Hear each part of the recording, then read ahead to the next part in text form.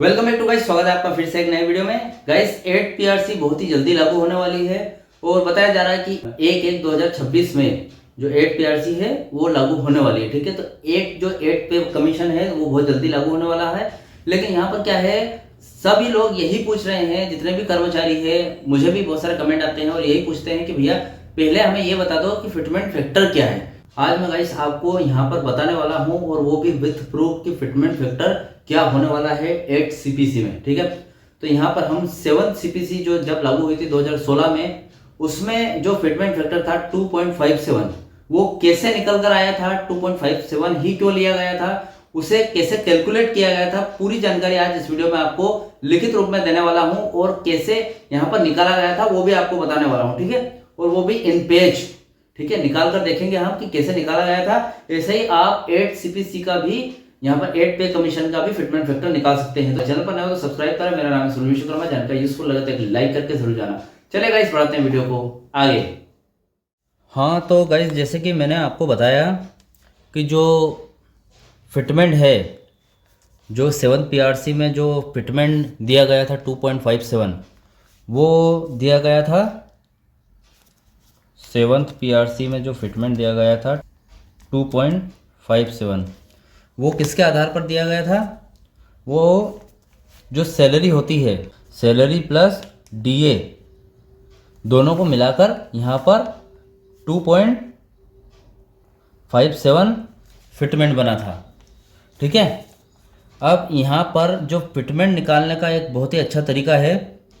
ठीक है, यहाँ पर देखिए, यहाँ पर ये भी बता देता हूँ आपको कि जो 2.57 जो फिटमेंट था, उस समय अगर देखा जाए तो जो ये डीए होता है, महंगाई भत्ता, ये 125% पर चल रहा था। ठीक है, जो ये फिटमेंट निकालना है क्या 2.57, जैसे कि 7th पीआरसी का जो 2.57 जो फिटमेंट है, ये कैसे आया, इसको अगर हमें निकालना है तो बहुत ही अच्छा तरीका है। यहाँ पर क्या है, 2016 की बात है, जब 7th पीआरसी जब लागू हुई थी 2016 में, तब की बात है। तब दो तरीकों से यहाँ पर फिटमेंट निकाला जाता था। ठीक है, एक तो होता था पे बैंड। ठीक है, अब एक तो ये होता था और दूसरा होता था ग्रेड पे। ये दो तरीके होते थे सैलरी के। ठीक है, तो जो पे बैंड है, जो पे बैंड है, ये अपनी सैलरी होती थी। तो अगर सैलरी, अगर उदाहरण के लिए मान ले हमारी सैलरी है 15,000 सैलरी है। ठीक है, और जो ग्रेड पे अलग से थोड़ा सा एक्स्ट्रा आपको इनकम देती थी सरकार, वो अगर मान लेते हैं 5,400 है। ठीक है, मतलब एक्स्ट्रा इनकम। ठीक है, अब यहाँ पर अगर दोनों को मिला दिया जाए तो 20,400 रुपये बन जाते हैं। ठीक है, अब ये हमारी सैलरी हो गई। अब पहले क्या है, पे बैंड और ग्रेड पे दोनों से मिलकर सैलरी बनती थी। ठीक है, अब दोनों बन गई है। अब यहाँ पर जो 1 जनवरी 2025 के टाइम पे जो महंगाई भत्ता चल रहा था हमारा, जिसको डीए बोलते हैं, वो 125% का था। जैसे कि ये वाला मैंने लिखा है यहाँ पर, 125% का महंगाई भत्ता चलता था। ठीक है, तो महंगाई भत्ता है जो डीए। अब महंगाई भत्ता कैसे निकालते हैं? मूल वेतन 125% कितना होगा? जो मूल वेतन जैसे 20,400 है, तो 125% इसका होगा 25,500। तो अभी फिलहाल इतना होता है। ठीक है, अब यहाँ पर देखिए, यहाँ पर ये मूल वेतन है और ये डीए आया है हमारा 25,000। यहाँ पर देखिए 25,500 रुपये हमारा डीए आया है और ये मूल वेतन है। ठीक है, तो यहाँ पर चलो इसको यहाँ से काट देते हैं। 20,400 मूल वेतन है, 25,500 डीए है। ठीक है, डीए और जो बेसिक सैलरी आपकी, दोनों को मिलाने के बाद ही आपका फिटमेंट निकलेगा यहाँ पर। तो पहले दोनों को मिला लेते हैं। दोनों को मिलाने के बाद जो यहाँ पर वेतन बनता है, ठीक है, मतलब जो नई सैलरी है, वो जो मूल सैलरी है वो निकल के आएगी 45,900 रुपये यहाँ पर बनते हैं हमारे, दोनों को अगर प्लस कर दिया जाए तो। ठीक है, ये न्यू सैलरी है। ठीक है, न्यू सैलरी जो पहले कितनी थी अपनी सैलरी, ये है 20,400। ठीक है, और इसमें डीए ऐड करने के बाद कितने बन गए? 45,900। हमें क्या करना होगा फिटमेंट फैक्टर निकालने के लिए? 45,900 का भाग 20,400 में देना पड़ेगा। ठीक है, अब इससे जो निकल कर आएगा इज इक्वल टू करेंगे तो इससे जो निकल कर आएगा वो 2.25। ठीक है, इतना आंकड़ा निकल कर आएगा। तो मतलब हमारा जो फिटमेंट है वो 2.25 था। 7th पीआरसी में अगर फिटमेंट की बात करें तो वो 2.25 निकल कर आया था। ठीक है, लेकिन यहाँ पर अब हम जानेंगे कि यार ये 2.57 कैसे हो गया। ठीक है, तो अगर सैलरी को जैसे देखिए जो 2.25 के हिसाब से अगर इस फिटमेंट फैक्टर से अगर सैलरी को बढ़ाएंगे तो जो सरकार है उसको लगता था, सरकार है उनको लगता था कि यहाँ पर 2.25 के फैक्टर से अगर सैलरी बढ़ाते हैं तो जो कर्मचारी है, जो कि एम्प्लॉइज़ है, ठीक है,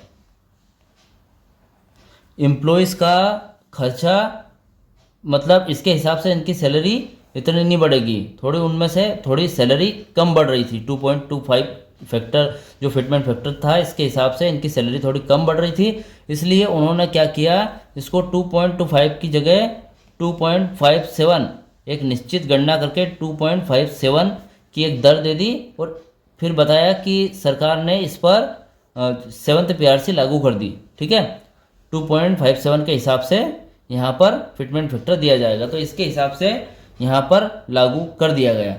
ठीक है, अब आप किसी भी कर्मचारी की अगर 10,000 सैलरी है 2.57 के हिसाब से अगर इसे गुणा करेंगे तो जो 6 पीआरसी में जैसे कि सैलरी 7,000 या फिर 10,000 थी, 7,000 थी, तो उसको अगर आप 2.57 से गुणा करेंगे तो जो नई सैलरी निकल कर आएगी वो 7th पीआरसी की सैलरी होगी। ठीक है, अगर हम बात करें 8th पीआरसी की, यहाँ पर 8th पीआरसी की बात करें कि यहाँ पर बहुत सारे लोग पूछते हैं मुझसे कि यहाँ पर फिटमेंट कितना निकल कर आएगा। ठीक है, तो यहाँ पर फिटमेंट में ऐसा ही आपको करना होगा जैसे कि पहले 7th पीआरसी जब 2016 में लागू हुई थी तो जो भत्ता था वो 125% चल रहा था डीए। अब अगर जो अब निर्भर करता है डीए पे कि आपका डीए फिलहाल कितना चल रहा है। अगर आपका डीए 50% चल रहा है या 60% चल रहा है या 100% चल रहा है तो इसके हिसाब से ही यहाँ पर फिटमेंट तय होता है। जैसे कि मैंने आपको 7th पीआरसी में पूरा यहाँ पर एक एक चीज़ बताई है। ठीक है, तो यहाँ पर 2.57 किस प्रकार यहाँ पर आया था वो आपने देख लिया होगा। अगर आपको यहाँ पर महंगाई भत्ता पता चल जाए, यहाँ पर डीए पता चल जाए, तो आपकी जो मूल सैलरी है, अगर मूल सैलरी आपकी 10,000 रुपये है अभी फ़िलहाल की सैलरी, ठीक है, या फिर फ़िलहाल की सैलरी आपकी 25,000 है, तो आपको यहाँ पर करना ये है कि अगर आप जो डीए अगर 50% तक निकल कर आ रहा है या फिर 100% तक निकल कर आ रहा है, उसमें आपको अगर डीए 100% है तो 25 का सीधा सट आपका जो डीए है वो 25,000 हो जाएगा। ठीक है, डीए भी 25,000 हो जाएगा और ये भी 25,000 हो जाएगा। तो जो यहाँ पर जो सैलरी बनती है वो इसको अगर प्लस करेंगे तो सैलरी बनती है अपनी पूरी जो नई सैलरी निकल कर आती है वो सैलरी बनती है 50 ठीक है, 50,000 के समथिंग बनती है। तो भैया मेरा पेन भी यहाँ पर चल पड़ा है, तो 50,000 के समथिंग हमारी सैलरी यहाँ पर बन जाती है। ठीक है, अब आपको सिर्फ ये करना है, मैंने निकाला है 100% से। अगर आपका 50% चल रहा है तो वो देख लीजिए, 60% चल रहा है तो वो देख लीजिए, महंगाई भत्ता जितना चल रहा है उसके हिसाब से। अगर 50,000 आपका पूरी मेन सैलरी बनी है, ठीक है, तो आपको जो पुरानी सैलरी थी, जैसे कि पुरानी 25,000 सैलरी थी, तो ये जो 25,000 सैलरी है आपको यहाँ पर ये करना है, जो नई सैलरी निकल कर आई है 50,000, ठीक है, इसमें आपकी जो पुरानी सैलरी है उसका भाग दे देना है। ठीक है, यहाँ पर 25,000 का भाग दे देना है। तो यहाँ पर कितने बनेंगे, यहाँ पर देखिए 25,000 हमने भागित कर दिया है, तो यहाँ पर 2% का यहाँ पर फिटमेंट फैक्टर निकल कर आता है, सिर्फ 2 पॉइंट का।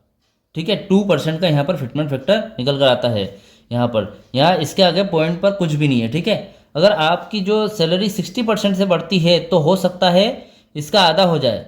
ठीक है, यहाँ पर समथिंग हो सकता है 1.2% के फिटमेंट फैक्टर से आपकी सैलरी बढ़ेगी। ठीक है, और अगर 50% हो जाता है तो जो फिटमेंट फैक्टर है वो 1% हो जाएगा, ठीक है। तो वो डिपेंड करता है आपके डीए पर, तो कि आपका डीए 50% चल रहा है, 60% चल रहा है या फिर 100% चल रहा है। तो 100% से मैंने यहाँ पर निकाला है, जो फिटमेंट फैक्टर आपका 2 के हिसाब से बढ़ेगा, ठीक है। 2 निकल कर आता है। तो अगर आपका फिटमेंट फैक्टर 2 भी है तो भी अच्छा है, कोई दिक्कत वाली बात नहीं है। क्योंकि क्या है कि जिन लोगों की सैलरी अगर 30,000 चल रही है, तो अगर फिटमेंट फैक्टर 2 है तो आपकी सीधी सैलरी कितनी बढ़ जाएगी, यहाँ पर 60,000 हो जाएगी। तो ये बहुत ही अच्छी बात है। तो देखा जाए तो अभी 2 पॉइंट समथिंग 2 पॉइंट, तो फिलहाल तो अभी कोई फिटमेंट फैक्टर का यहाँ पर नहीं आया है निकल कर, लेकिन फिर भी मैंने आपको कैलकुलेशन से, जस्ट कैलकुलेशन से बताया है कि 7th पीआरसी में अगर 2.57 किस हिसाब से यहाँ पर फिटमेंट फैक्टर निकाला था। आप 8th पीआरसी में भी यहाँ पर देख सकते हैं, सिर्फ डीए के आधार पर ही चेक कर सकते हैं आप कि फिटमेंट फैक्टर कितना होगा। तो डीए पता कर लीजिए तो हो जाएगा, हो भी सकता है। और जो भी अपडेट आएगी मैं वीडियो में ज़रूर लेकर आऊँगा। अगर डीए मुझे पता चलता है तो मैं ज़रूर फिटमेंट फैक्टर निकाल कर लेकर आऊँगा, और जो भी न्यूज़ आगे से आएगी उस पर भी हम ध्यान देंगे, ठीक है। तो फिलहाल अभी के लिए बस इतना ही, मिलते हैं नेक्स्ट वीडियो में। सी यू सून।